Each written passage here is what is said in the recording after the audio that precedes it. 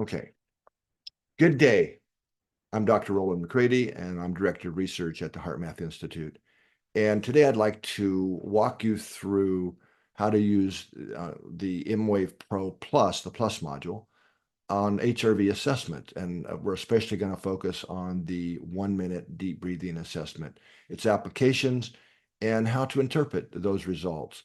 So let me share my screen and we'll get started.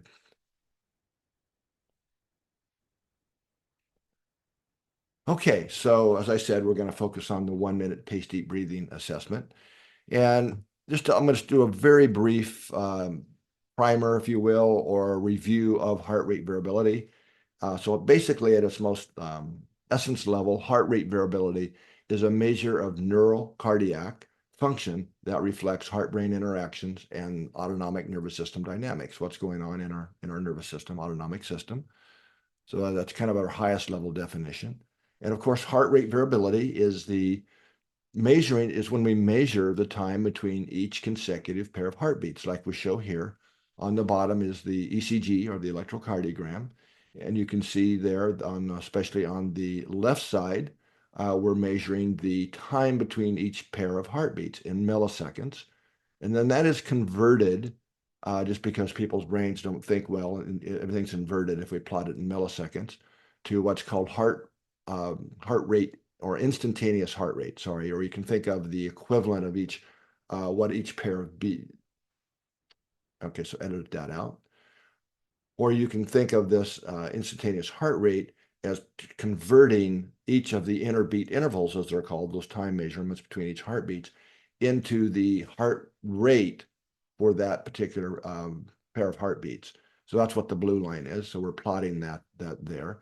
So as you can see on the left, the time intervals between each pair of heartbeats there are getting shorter, lesser together.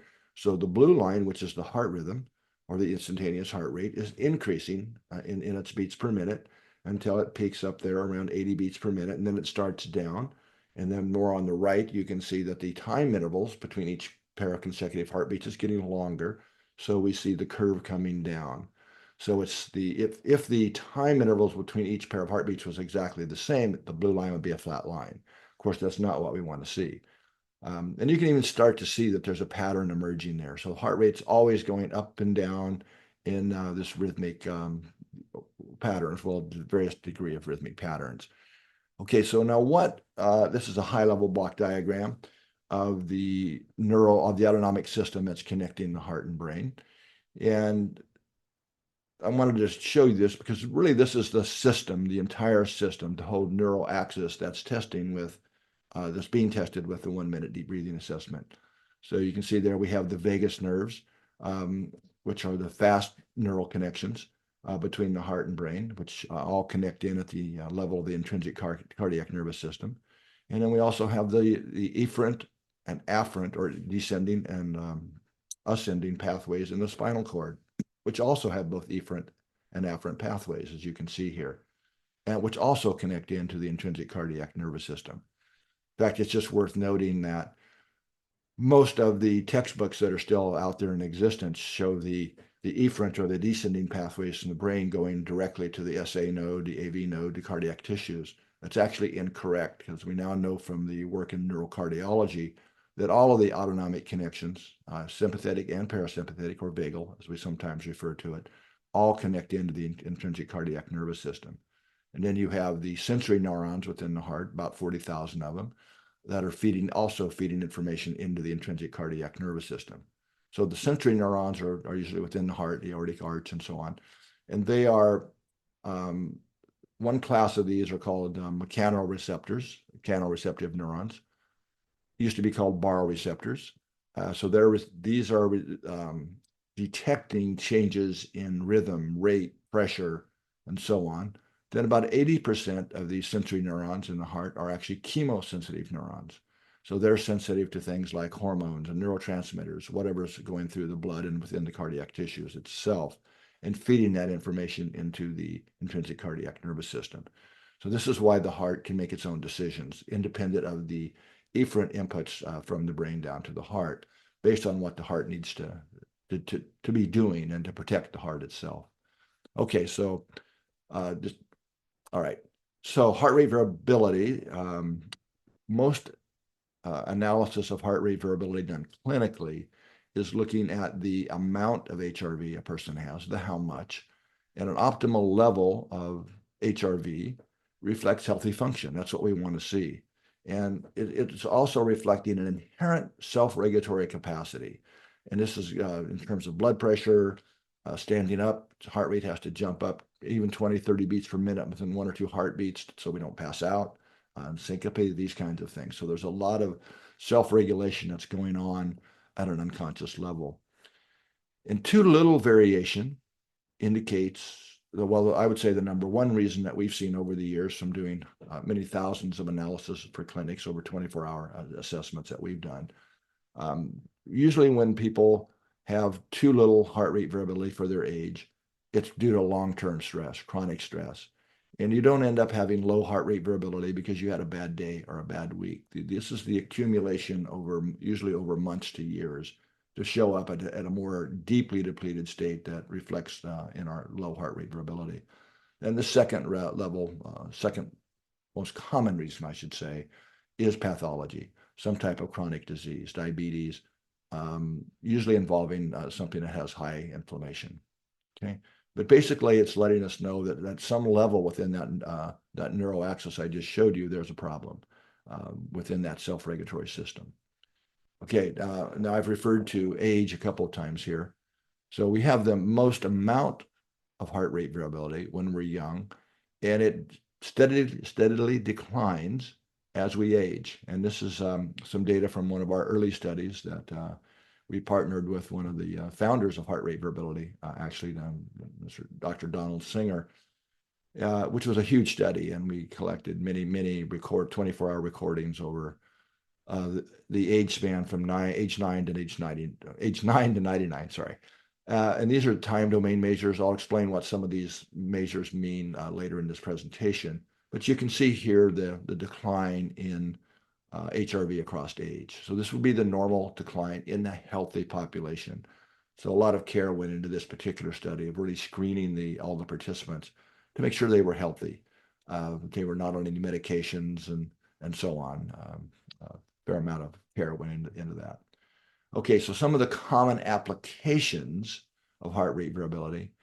One of the, I would say, fastest growing applications, and one I think that's appropriate for every clinic, especially now that we have the 1 minute deep breathing assessment that I'm going to talk about, is health risk assessment.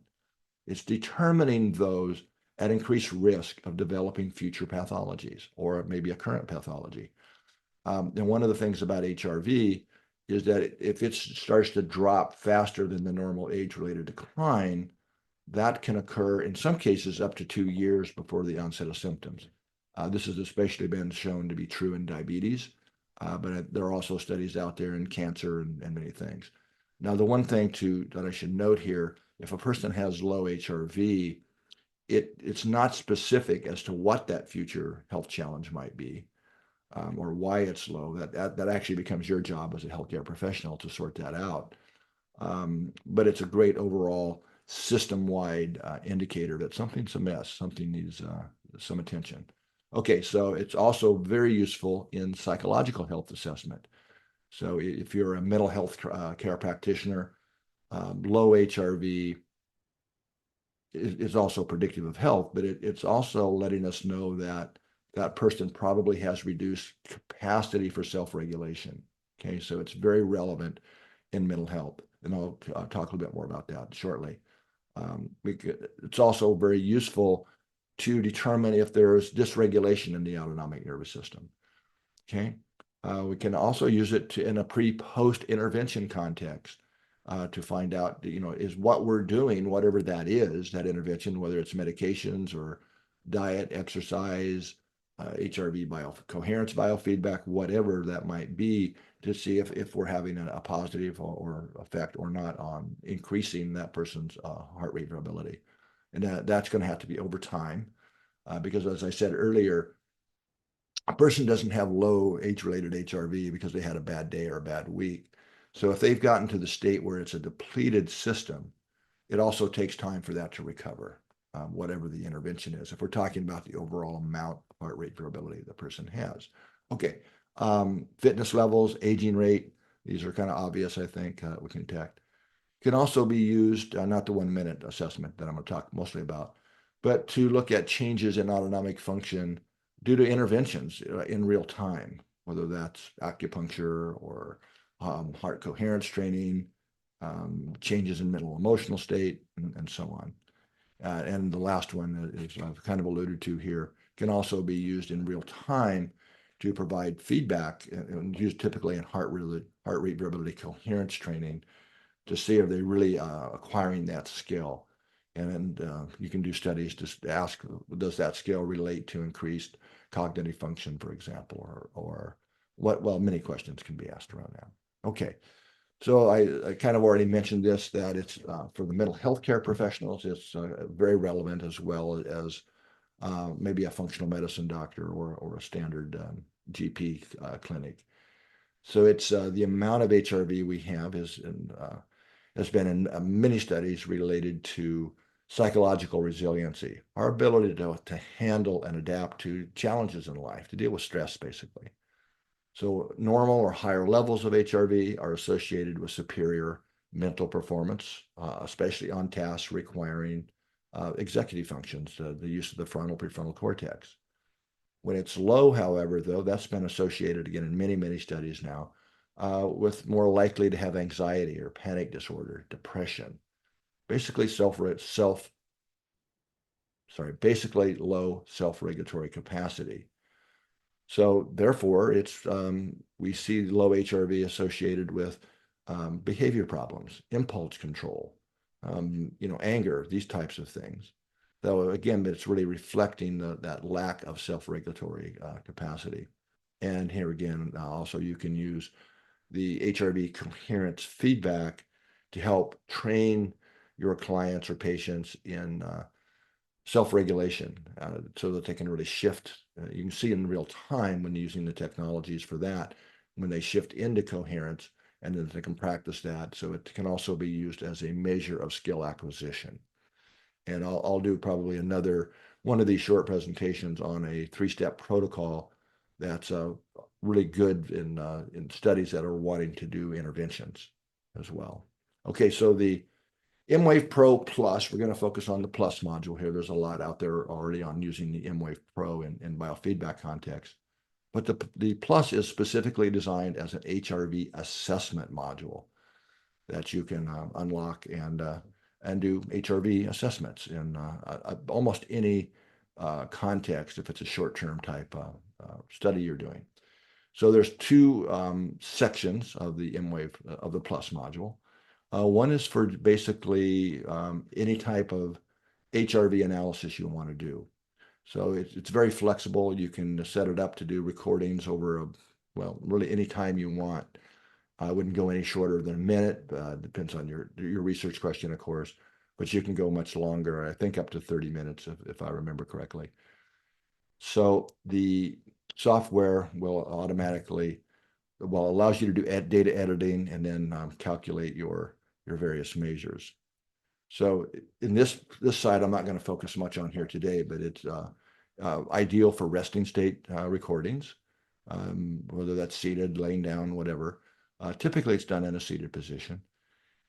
As I said, you can really do any length recording. I recommend anyway, typically 5 minutes. That's a very standard window for a resting state recording. And 5 minutes gives you a long enough recording to at least be able to analyze what's called the very low frequency rhythm, and I'll come back to that later. So this is something you would use if you're just wanting to track a patient's progress, or if you're actually studying an intervention of any kind where you want to use HRV. So that could be, like teaching self-regulation techniques. It could be an acupuncture study, the effects of meditation, cognitive task type study, stress reactivity, and so on.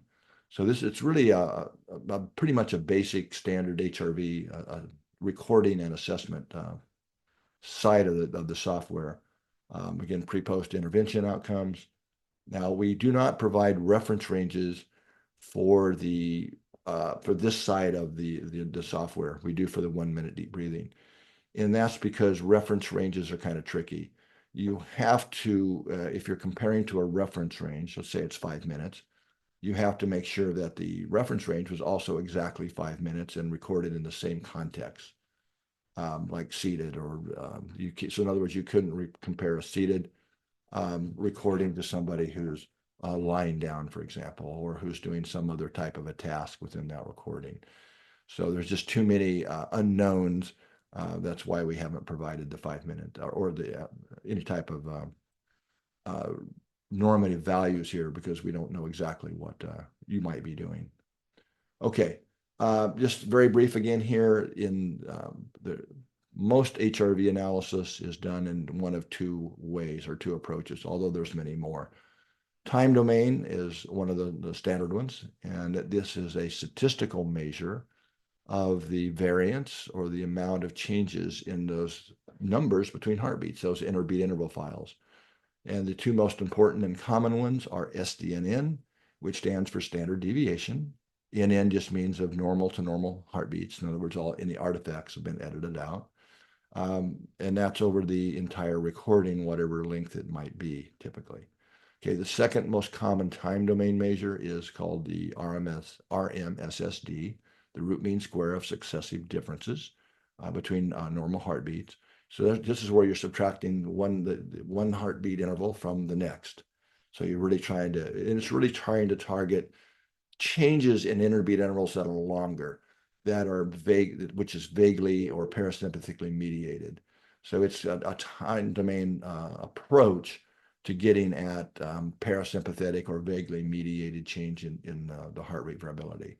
There are some limitations there. And in fact, I'm submitting a new paper right now that kind of discusses that much more deeply, but that's a little bit beyond our topic for today.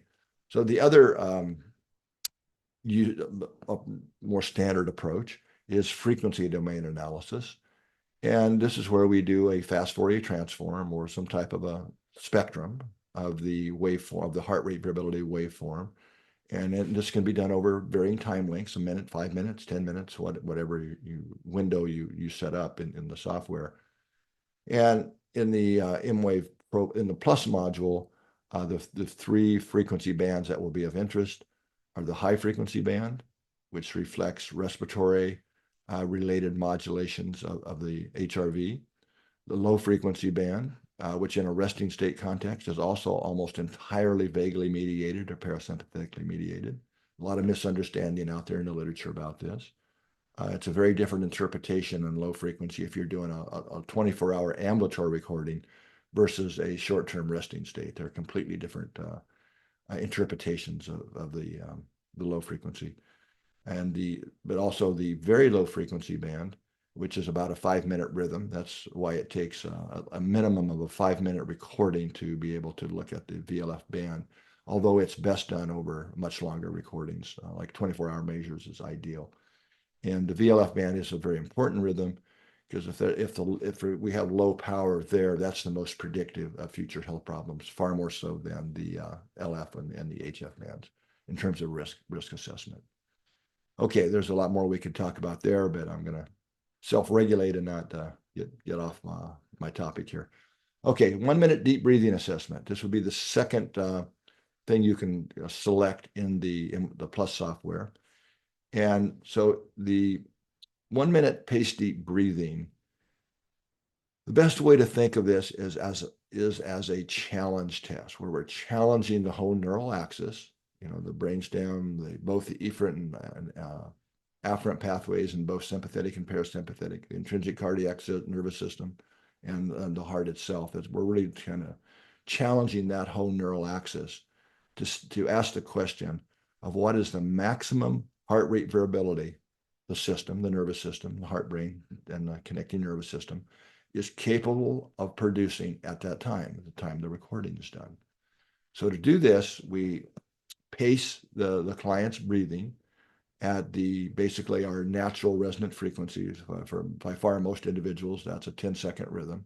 So we pace them at a 5 seconds in, 5 seconds out rhythm where they follow the pacer. And an important part of this is that they breathe as deeply as they comfortably can for this 1 minute test. Okay, so it's the depth of breath that is also as important as breathing at the natural resonant frequency, at the coherence rhythm. Okay, so this determines the, I say here, the maximum vaguely mediated or parasympathetic HRV their system is capable of generating. But what we've found, and I'll show you this in a second, it also gives us an insight into the VLF rhythm as well. Okay, so that's the essence of this test. It's pretty simple. You sit them down facing the screen, have them breathe as deeply as they comfortably can for 1 minute. Now, some clients are going to need a practice session. The people who aren't used to breathing deeply or at that slower rhythm may need a practice session. Okay. Now, there is a fair amount of existing literature out there on the use of the 1 minute deep breathing assessment. So studies have shown that it's highly sensitive to neurocardiac function, what I was just saying. It's the most sensitive test in diabetic neuropathy that has been found.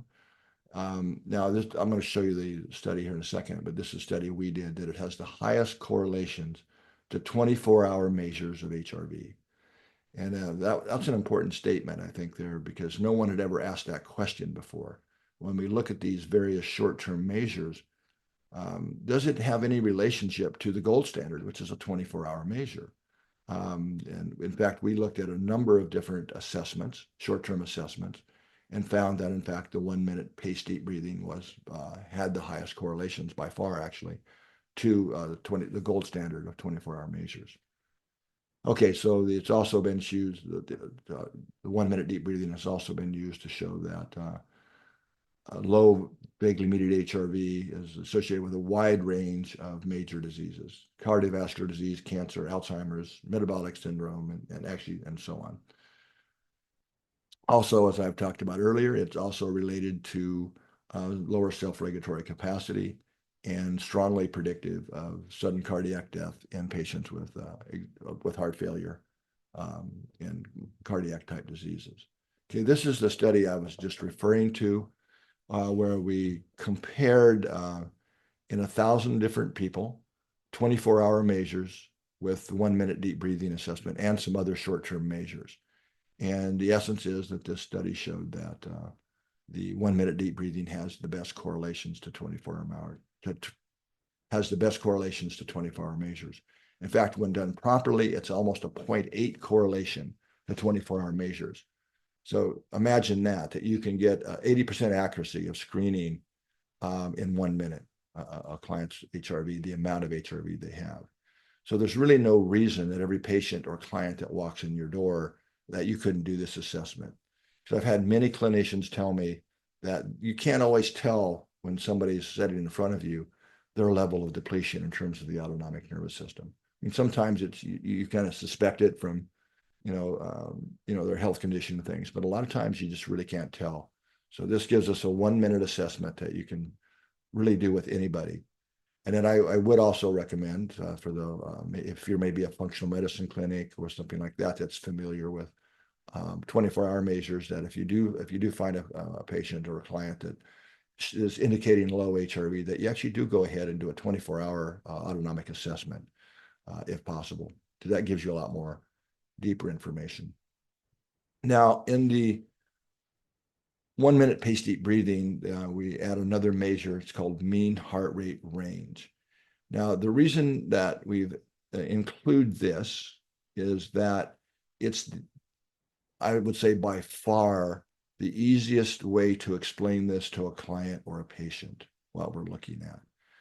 So mean heart rate range is quite simply, if you look at the heart rhythm, because if you're doing paced breathing, it's going to be this sine wave looking pattern like you see here. If the system is healthy enough to produce this pattern, which by far most people are, we're really looking at you could think of this as the amplitude in beats per minute between the peaks and troughs, the average of that over the 1 minute. So you see on the top here, we're looking at a fairly young female, 42 years of age, and her mean heart range is 18.4 beats per minute. That just simply means that on average, she's modulating the up and down, the peak to trough range of the variations by 18 beats per minute. Okay, it's pretty simple. You can draw this out on a napkin. I mean, almost anybody can get this. You just draw it out and, so you see that here's the range of heart rate that you're varying between. So this makes it exceptionally easy to explain to a patient or a client. On the bottom, here another female, 61 years of age.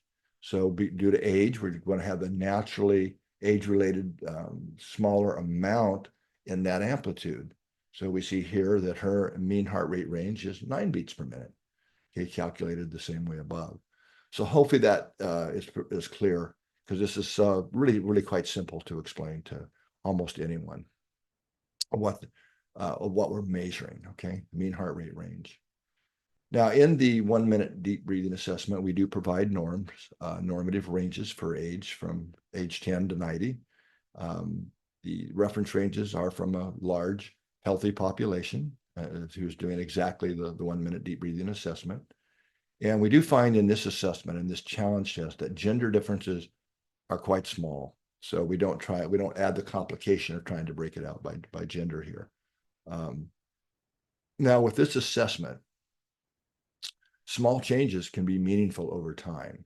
They don't have to be big, giant jumps, because we're really looking at, again, at this challenge test, the capacity of the whole nervous system, the heart, brain, and the interconnecting sympathetic and parasympathetic branches of the system, ability to produce HRV, the amount that the system is possible producing. So it can be relatively small changes, can be important in this test. Okay, so just talking a little bit more about reference ranges, and then we'll go into basic interpretation. What we show you in the reference ranges, which I'll show you next, are based on 95% confidence intervals, or basically 2 standard deviations, okay, from the mean for that at each age. So this is kind of a graph here. So you're seeing most are going to fall within, the center of the bell curve there in that 34th percentile. But some are going to fall, and it's a narrower part of the range in the 2nd standard deviation. Now, a number of studies have shown that if you're within 1 standard deviation, that's pretty normal. But even if you fall in that 2nd standard deviation of especially low HRV, that actually is clinically meaningful and significant. So you might want to. They'll show on the report here, as in the normal range, we color it yellow on the report. So here's a pretty typical report. This is from a healthy female, 57 years old in this case. And so you can see that the rhythm, which is plotted on the top of the page normally, that it's a sine wave looking pattern with a pretty good range. You can actually see it visually.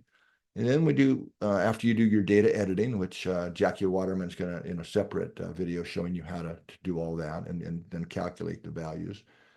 It shows up here as your report.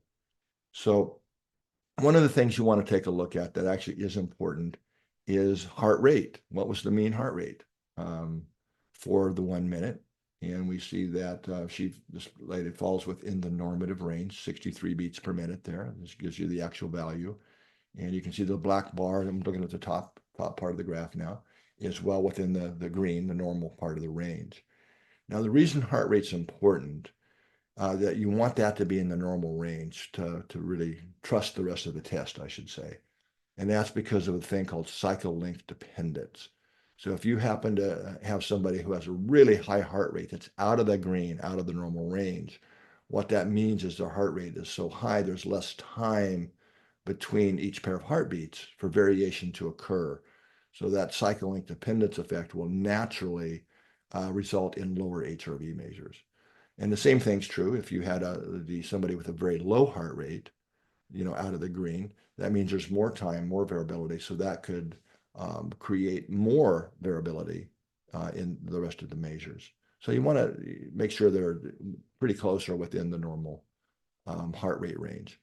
And mean interbeat interval, which is right below that, is actually, it's the same thing. It's the inverse of heart rate. It's just the mean of all the interbeat intervals. So it's basically the same thing as heart rate. You just have to think of it in an inverse way. So that's why you see that it's very high with her, but her heart rate is much lower than the inverse, but still both within the normal range. Okay, mean heart rate range, that's the next one that we just talked about. And you can see here that it's pretty much right in the middle of the green. And this is actually ideal. This is what you would typically see. So if it's right in the middle of the reference range, well, really any of these except for heart rate of the HRV measures, that's indicating that their physiological and chronological aging are really well matched. So they're right kind of where we would expect their HRV to be. Okay. And so if it's lower than, say, the center of the graph, that would mean maybe their aging, nervous system aging rate's a little faster than their chronological age, but still within the healthy normal range. So if it drops down into the yellow, then that means that they're in that second standard deviation from the mean, and worth asking some questions, digging a little bit deeper, finding out what's going on. All right, so standard deviation, the SDNN, standard deviation of normal to normal beats. We see that's well within the green as well, which is a measure of the overall amount of HRV in this context. And RMSSD, that's your time domain measure, again, of the vagal or parasympathetically muted HRV. And that's right at pretty much a little bit above center, so we're looking good there. All right, then we have the normalized coherence score at 84.9. Now we expect a high level of coherence because we're pacing their breathing at the coherence frequency. So that's good to see. Every now and then, it will be rare. You might see patients that have a relatively normal amount of HRV, like SDNN or mean heart rate range, but their coherence score is on the low side. And that indicates that the cardiovascular respiratory coupling centers in the brainstem, that something might be going on there. Because when we're pacing their breathing at that coherence rhythm, that should be a quite high score. Again, that'll be probably on the rare side, but we do see that from occasions. And that actually gives you a hint to what might be going on. So now here's an example of somebody who's not doing so well using this assessment. Is an older female, or older male, sorry, in this case, 76 years old, but who has low HRV. And so we see their heart rate's fine. It's in the green, both the heart rate and interbeat interval, mean interbeat interval. But we see they're in the red, so they're well below where the reference range for their age.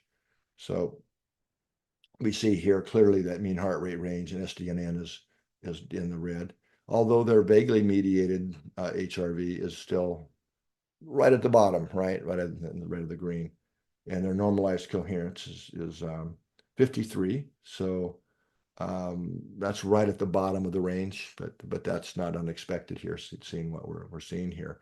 So this would be a client or a patient that you want to take a deeper look at. And a lot of clinicians and people will use this assessment when they see, where somebody's on the lower side of the HRV range, if they're their age, to start asking questions. What's going on? And so I would certainly advise asking about stress, long-term stress, these types of things, social support, these kind of things. But you also might want to rule out some of the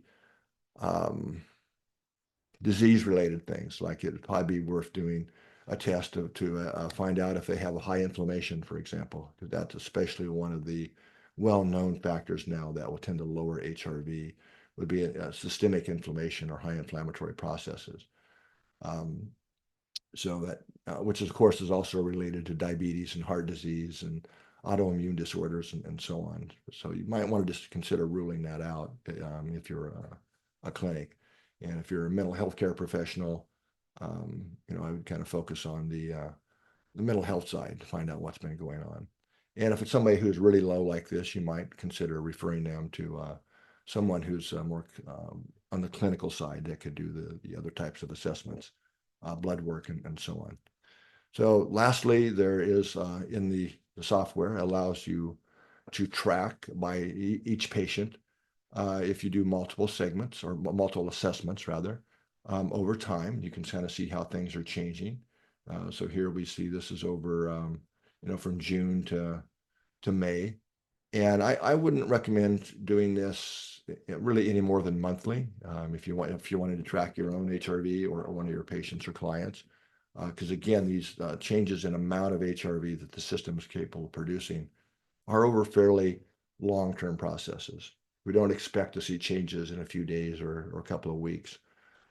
So about monthly would be my recommendation for the most frequent times to do this if you're really trying to track progress. And it is relevant to try and do it to make sure that the patient is breathing as deeply as they comfortably can each time that they do the assessment, not to forget that. And that's really pretty much it's pretty much that simple. Have your clients follow the pacer, breathe as deeply as they comfortably can, and do your data editing as Jackie will show you in the other video, and do your analysis. All right, so I'm going to end with that, and I hope this has been helpful. Thank you for your attention, and good luck using the assessment. And you can always reach out to us if you have any questions. Take care, everyone. Have a great day.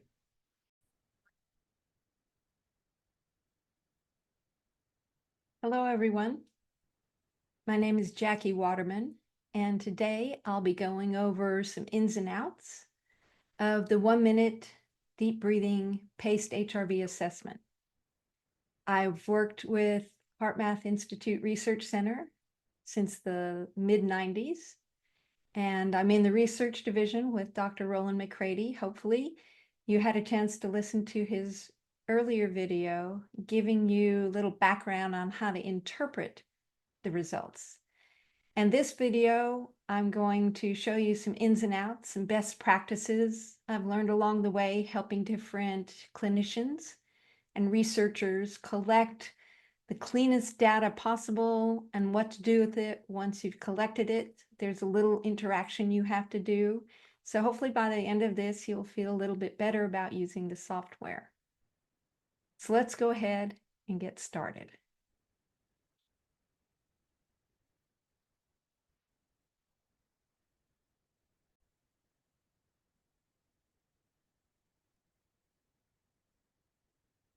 Okay, so today, like I mentioned, we're going to go over the 1-minute paced deep breathing assessment.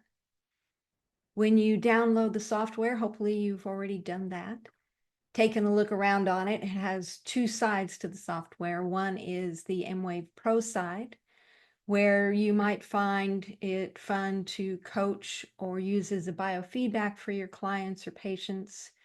And the other side is the Pro Plus side. So you can collect regular trainings, practice sessions on the Pro side. You can look at the recordings you've done over time.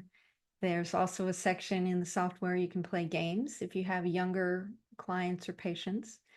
But what we'll be looking at is the 1-minute, the clinical side, the HRV assessment side. And so to get started,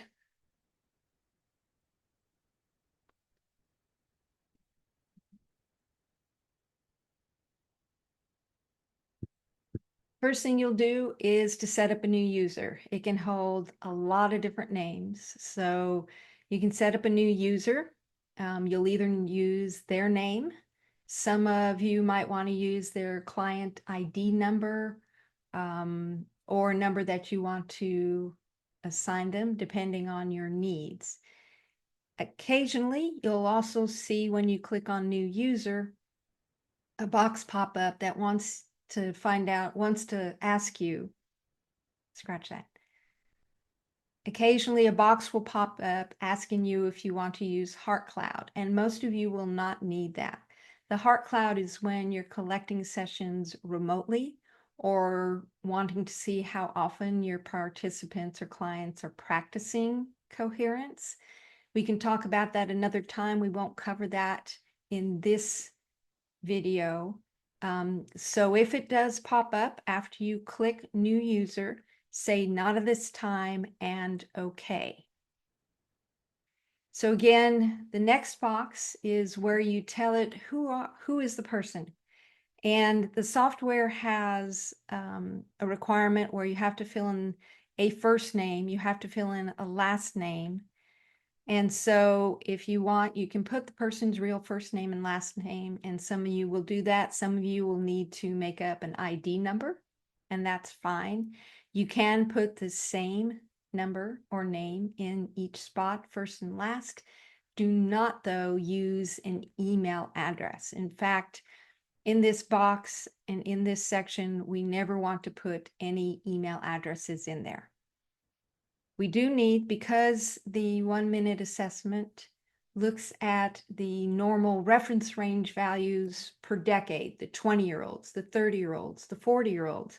So we do want at least the year your client was born, and then you can create the account. Then you'll go back and click that HRV assessments button at the top of the menu. And one more time, the software will ask you to confirm the date of birth and then the gender. And aside, I do want to apologize that this software we have not updated to the current conformity of what people like to see as the gender selections. Right now, you only have a choice of male and female.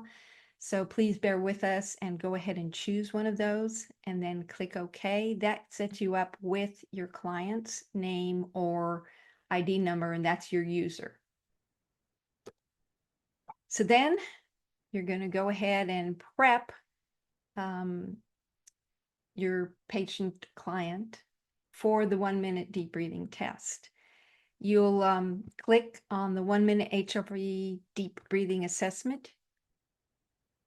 You will click on the 1 minute HRV deep breathing assessment button and hit select. And the next screen that pops up is your actual test. But before we get that, let's do just a little bit of prepping of what to do with the client before you really start. So the test will actually give them something to watch. It's the paced breathing. So you will need to turn your laptop or computer screen towards the client to do the test.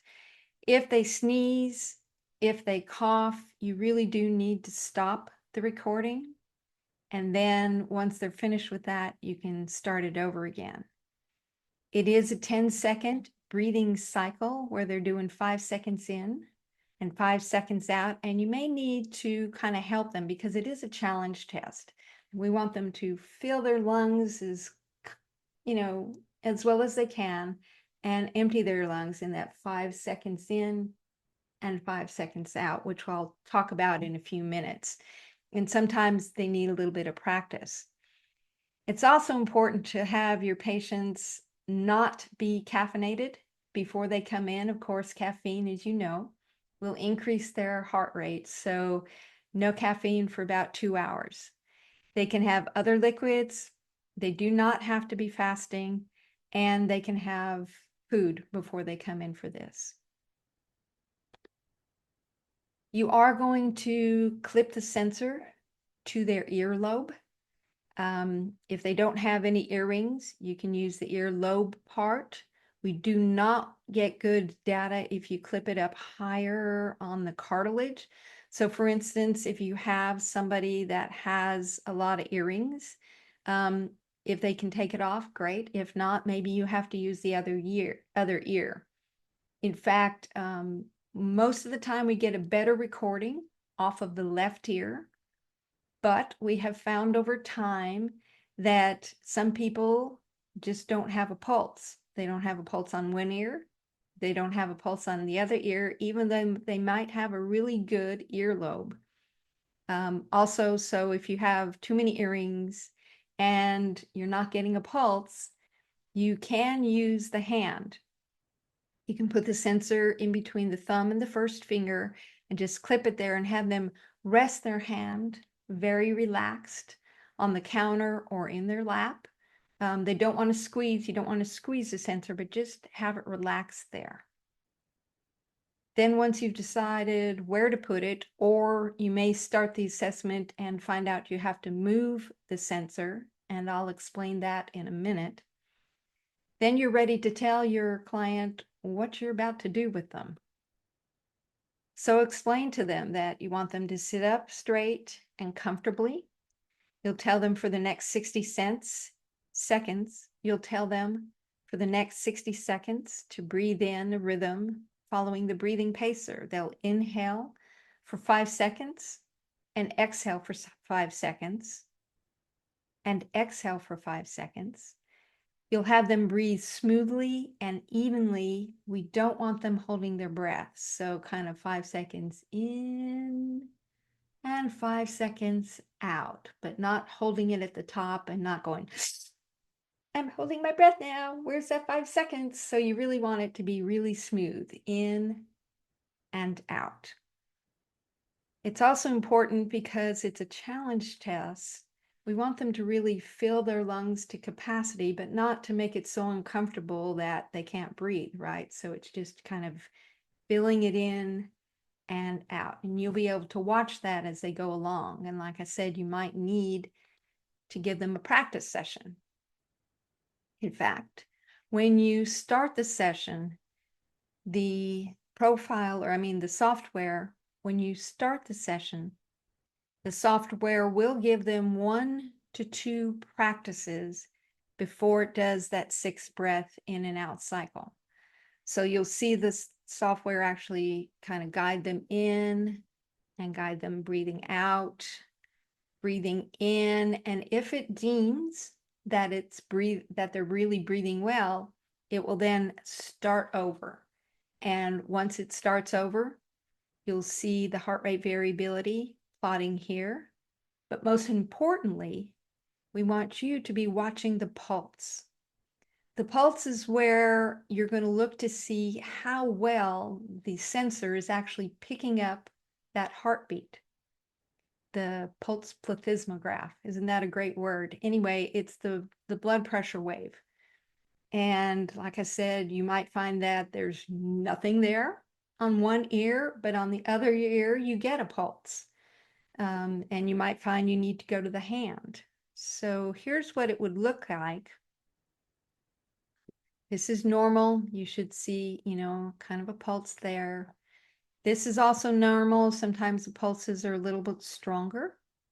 The systolic and the dicrotic notch, that's okay. These are all really normal, good looking pulses that you want to see traveling across that 1 minute.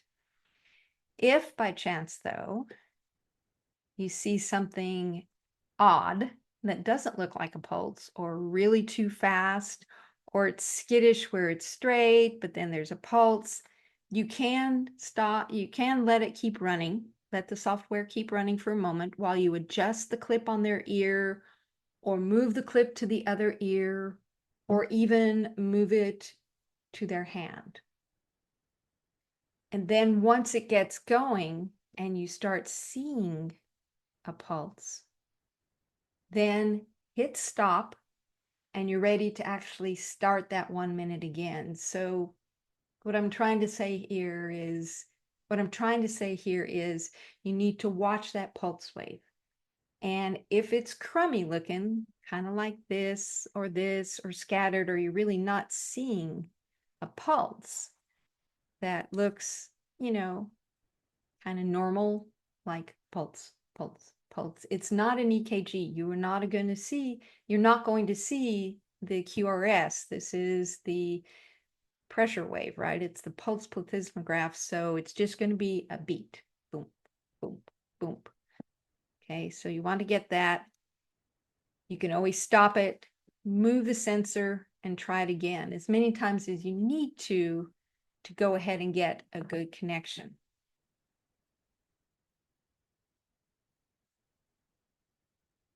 And let's cut this part out. We're not going to use this slide, so cut it out. And then let's go to the next slide.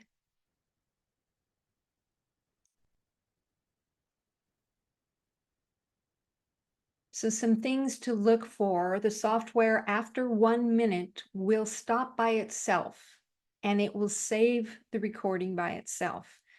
And you will be brought to this next screen, which is your review screen. And so the first thing I see here when this screen comes up is it's saying quality warning. It'll either say low, medium, or high, like something's wrong with this collection. So even though you might see the pulse, if during it, the person moves their head, their blood pressure wave drops a little bit, the software is not getting a good pulse reading there. And so it will say quality warning. In that case, you need to go ahead and recollect. That 1 minute is not good. You cannot use it. You need to go ahead and recollect. What you really want to see is something that gives you 6 good peaks. They're breathing in, they're breathing out, 2, 3, 4, 5, 6. 1, 2, 3, 4, 5, 6. 1, 2, 3, 4, 5, 6. You want to see 6 peaks when it's finished there. Even if some of them are small and some of them are taller, you just want to get an idea, and this is going to take some learning curve for you to actually see 6 peaks. And they can be a little bit messy, and I'll show that to you in a minute, but you really want to see some definition, some definitiveness of a peak showing up. So in the review mode, you are going to want to edit almost all of your recordings. And what I mean by that is, in the software is an algorithm, and it will calculate or look for outlier points, things that may or may not be a real beat. In this one here, you can see that there's these little red X circles.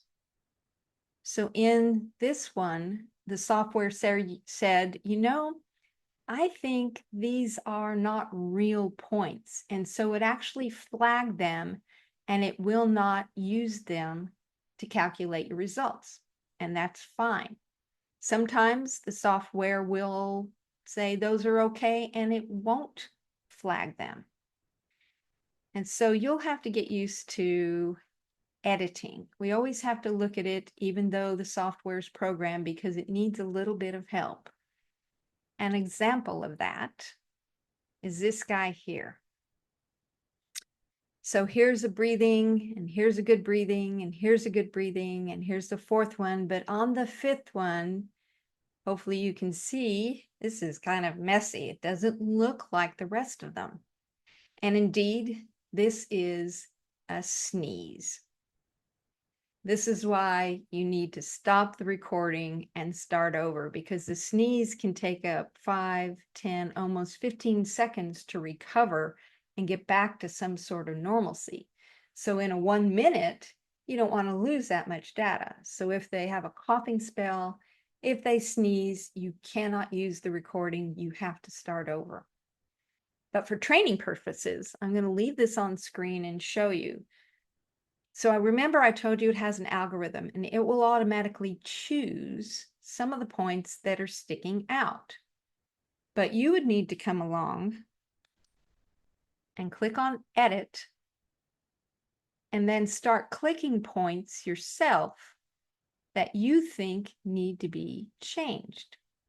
So going back to this one, let's say there were no red marks, and let's say this wasn't a sneeze. Well, this doesn't look like that, so I would start clicking these little clear circles and turning them red. That'll make sense in a minute. We'll do some more of that. So again, you would click Edit, and you would look at the points and say, you know, those two are kind of close, but it doesn't really look like this. So you would be tempted to turn off that point by clicking on it and making it red, because you want a pretty up and down. Same thing here. You've got this one point here, it doesn't quite line up. So you'd click it, it would turn red. The instrument would not calculate that. Now, that being said, a word of caution. What you don't want to do is to get heavy-handed with your editing and start clicking away and getting rid of normal points just because it doesn't look pretty. This one's a good example here. It doesn't look pretty, so you're tempted to put a check mark in it, the little red, and make it go away. But actually, this is all normal. I actually would not edit any of the points here.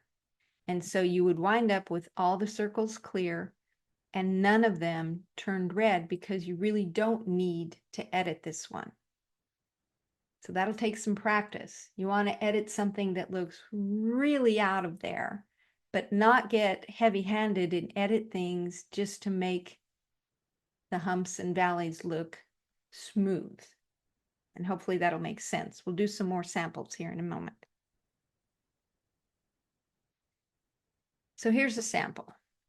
You have an in and out, but right at the beginning there, you have this really interesting point that's at 90 beats per minute, where everything else, the average is around 70 beats per minute.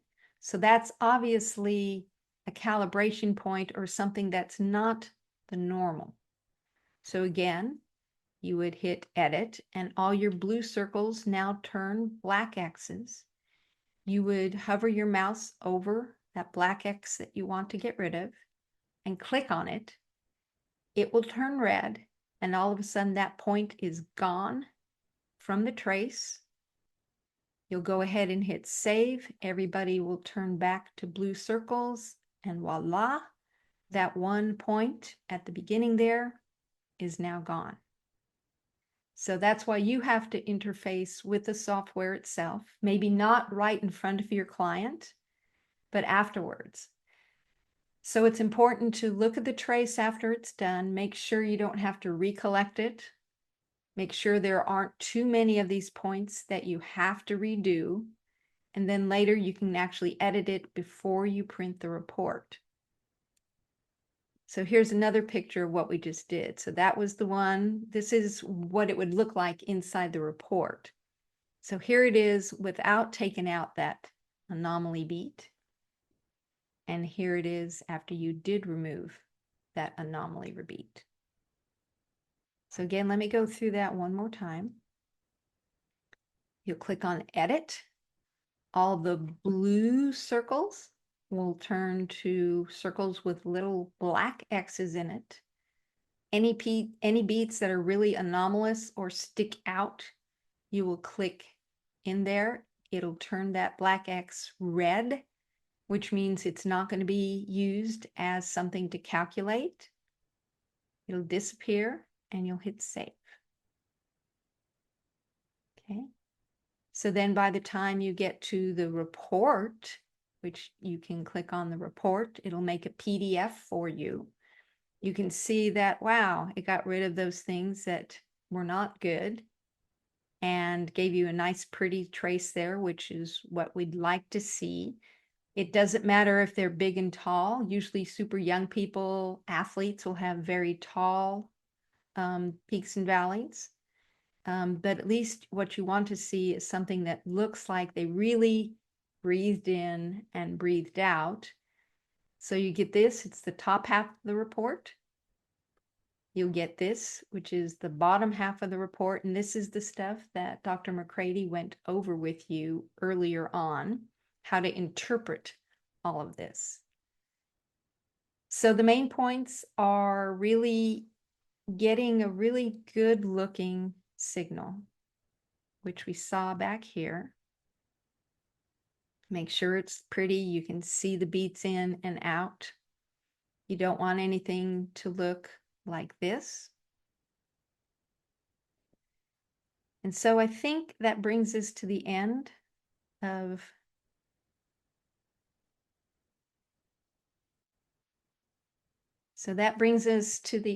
the training. It's going to take some practice. You might even want to clip it to yourself and see what happens when you move around. See what happens when you change your ear. Get some idea of what a normal trace looks like when somebody's sitting perfectly still for you, what it looks like when they're breathing, what it looks like when they're not doing the breathing in and out.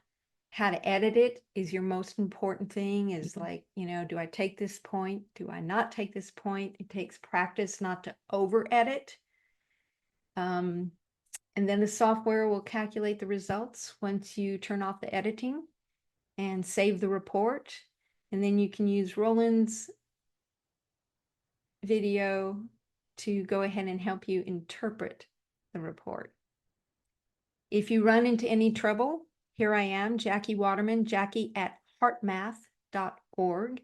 And hopefully this gives you a little overview and helps you kind of find your way through the software and be able to move right along with all of your clients or patients.